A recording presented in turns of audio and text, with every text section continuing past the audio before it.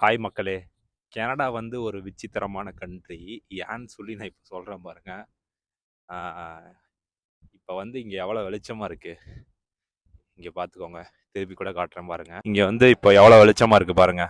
இத வந்து நீங்க எத்தனை மணின்னு சொல்லி நினைப்பீங்க? ஒரு 6லேருந்து ஒரு 6:30 மணின்னு சொல்லி நினைப்பீங்களா? ஆனா அதுதான் கிடையாது. மணி இப்போ என்ன ஆகுதுன்னு பார்த்தீங்கன்னா, 9:30 மணி ஆகுது. 9:30 மணிக்கு இவ்வளோ வெளிச்சமா இருக்கு. இதனால தான் நான் சொன்னேன் வந்து கனடா வந்து ஒரு விசித்திரமான கண்ட்ரின்னு சொல்லி. ஆமாங்க. சம்மர்ல வந்து கனடால வெளிச்சம் அதிகமா இருக்கும். டார்க்னஸ் வந்து கம்மியா இருக்கும். இப்படி இருந்தா காலையில ஏர்லி மார்னிங் ஒர்க் பண்றவங்கலாம் எப்படி நேரமா தூங்கி, நேரமா எந்திரிச்சு ஒர்க்குக்கு போவாங்கன்னு தெரியல.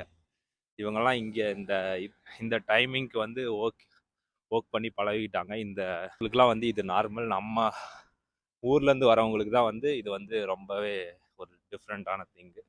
இதுவே வின்டர்ல பார்த்தீங்கன்னா 4 மணிக்கெலாம் இருட்டு கட்டிரும். இதே மாதிரி நிறைய விளாக்ஸ் பார்க்க மறக்காம சப்ஸ்கிரைப் பண்ணிக்கோங்க.